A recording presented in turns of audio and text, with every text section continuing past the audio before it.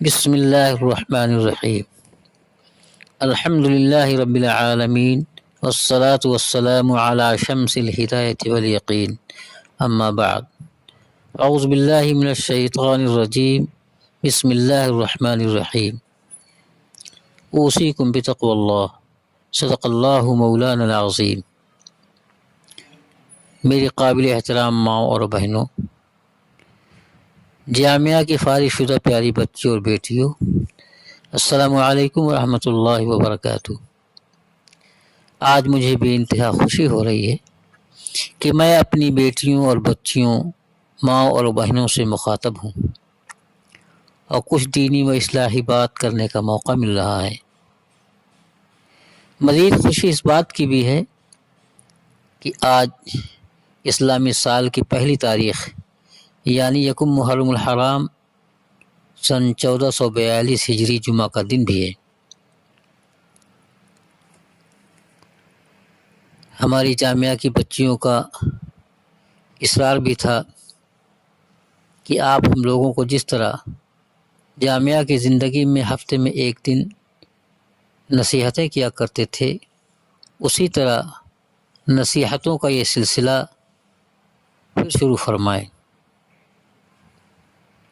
ہم لوگ voice recording کے ذریعہ آپ کی دینی اصلاحی باتوں سے تاکہ مستفیض ہو سکیں۔ میں اپنی بچیوں کی اس درخواست کو رد نہیں کر سکا۔ ہماری بچیوں نے یہ بھی کہا کہ جس طرح ہم آپ کی باتوں سے مستفیض ہو پائیں گے، ہماری دوسری مائیں اور بہنیں بھی ان اصلاحی اور دینی باتوں سے استفادہ کر سکیں گی۔ بچیوں کے اس اصرار کے علاوہ دوسری طرف ہمارے شیخ مرشد و مولائی قطب الاقطاب عارف باللہ حضرت مولانا قمر الزمان صاحب الہ آبادی دامت برکاتہم، اللہ ان کے سائے کو پوری امت مسلمہ پر دائر قائم فرمائے، جن کے تقوی و طہارت کی شہادت ہندوستان و بیرون ہند کے بڑے بڑے علماء کرام نے دی ہے۔ آپ نے بھی ایک مجلس میں ارشاد فرمایا کہ آج کے مشکل ترین حالات میں جہاں مدارس و مکاتب بند ہیں، مسجدوں میں صرف 4-5 لوگوں کو نماز پڑھنے کی اجازت ہے، وعظ و نصیحتوں کی بڑی بڑی مجلسوں پر پابندی ہے، جلسے جلوس نہیں ہو سکتے ہیں، مسلمانوں کی دینی حالت روز بروز ابتر ہوتی چلی جا رہی ہے، گر رہی ہے۔ ایسے حالات میں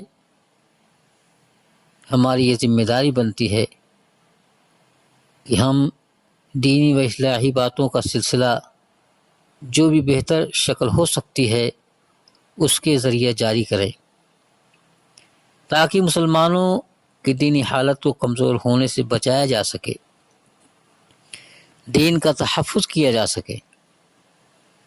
یہ علماء کرام پر بڑی ذمہ داری اللہ تعالیٰ نے اپنے نبی پاک صلی اللہ علیہ وسلم کے ذریعے ڈالی ہے۔ آپ لوگوں کو بھی اس کی طرف توجہ کرنے کی ضرورت ہے۔ حضرت کی یہ بات دل میں بیٹھ گئی اور ارادہ کیا گیا کہ جو بھی بہتر شکل ہو سکتی ہو، دین و اصلاحی باتوں کو دوسروں تک پہنچانے کا سلسلہ جاری کیا جائے۔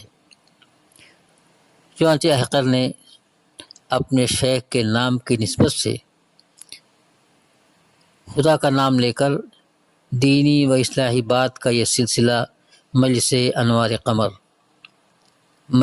انوار قمر کے نام سے ہفتے میں جمعے کے دن شروع کر رہا ہے۔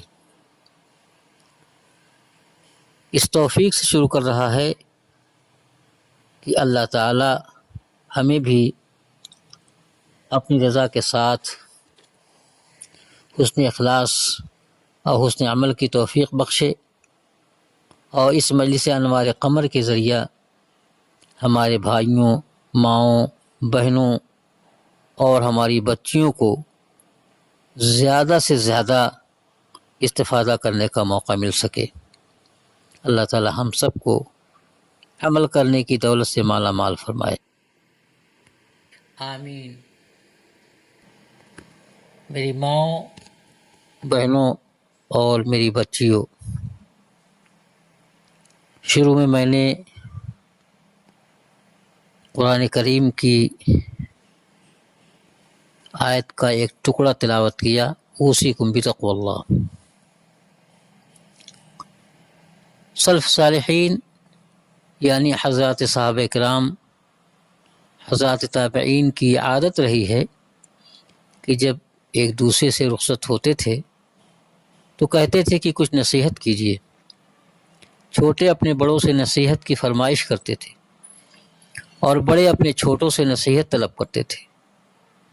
عام طور سے سلف کی یہ نصیحت ہوتی تھی، اوصیکم بتقوی اللہ، میں تمہیں تقوی اختیار کرنے کی وصیت کرتا ہوں۔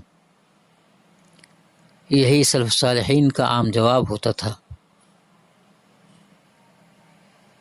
میری بچیوں، میری ماں اور بہنوں، اسی مناسبت سے میں نے بھی یہ آیت کریمہ اوصیکم بتقوی اللہ کی تلاوت کی، تاکہ سلف صالحین، صحابہ کرام اور حضرات تابعین کی میں بھی اتباع کر سکوں۔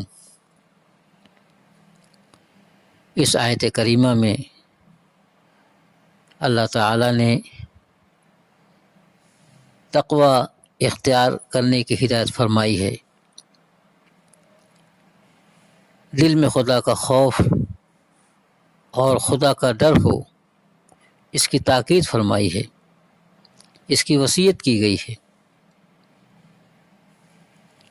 جب کسی شخص کے اندر، اس کے دل میں خدا کا خوف اور تقوی ہوتا ہے تو جہاں اللہ تعالیٰ اس کو ہر طرح کے گناہوں سے محفوظ فرما دیتے ہیں، اس کے لیے اللہ تعالیٰ نے 4 بڑے انعامات کا وعدہ فرمایا ہے۔ سب سے پہلا انعام تو اللہ تعالیٰ نے یہ دینے کا وعدہ فرمایا، وَمَن يَتَّقِ اللَّهَ يَجْعَل لَّهُ مَخْرَجًا، کہ جو شخص تقوی اختیار کرے گا، اللہ تعالیٰ اس کو اس کے تمام مشکلات میں آسانیاں پیدا فرما دیں گے۔ اللہ تعالیٰ اس کو ایسی شاہراہ پر کھڑا کر دیں گے کہ تمام مشکلات سے بچتا ہوا وہ ایک ایسے راستے پر کھڑا ہو جاتا ہے جس میں اس کے لیے اطمینان اور سکون نظر آتا ہے، وہ مشکلات سے دور نکل جاتا ہے۔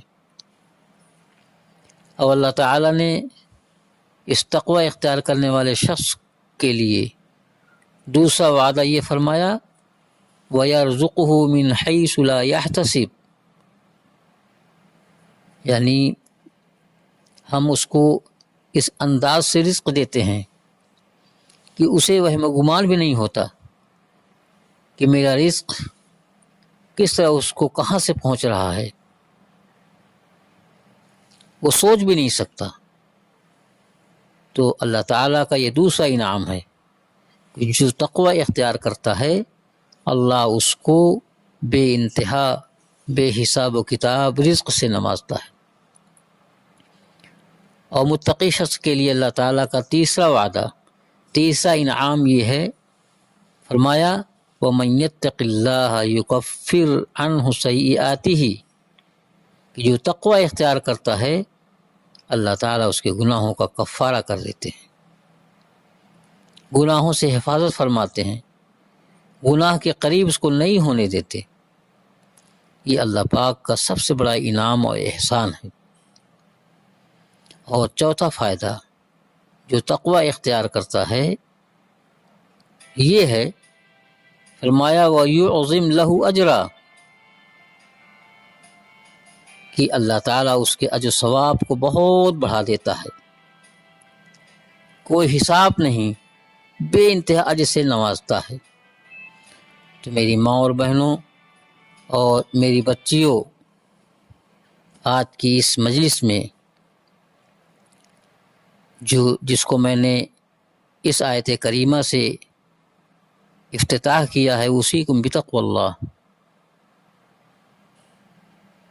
میں بھی آپ سے عرض کرتا ہوں کہ تقوی کو ہر حال میں اختیار کرنا چاہیے۔ جہاں تقوی سے گناہوں سے حفاظت ہوگی، ہم اللہ تعالیٰ کے ان 4 بڑے بڑے انعامات سے مستفیض ہو سکیں گے، حقدار بن سکیں گے۔ تقوی کے ایک معنی تو لغت میں ڈرنے اور خوف کے ہیں، جس کا حاصل یہ ہے کہ اللہ تعالیٰ سے ڈرو اور خوب خوف و خشیت اختیار کرو، کسی حالت میں بھی بے فکر ہو کر مت بیٹھو، خواہ دولت مند ہو خواہ مفلس ہو، ہر حالت میں اللہ پاک کا ڈر انسان کو رہنا چاہیے۔ اللہ تعالی ہم سب کو توفیق عطا فرمائے کہ ہمارے دلوں میں خوف خدا ہو، اللہ کا ڈر ہو، اور ہم تقوی اختیار کرنے والے بن جائیں اور اللہ ہم سے راضی ہو جائے۔ وآخر دعوانا ان الحمد للہ رب العالمین۔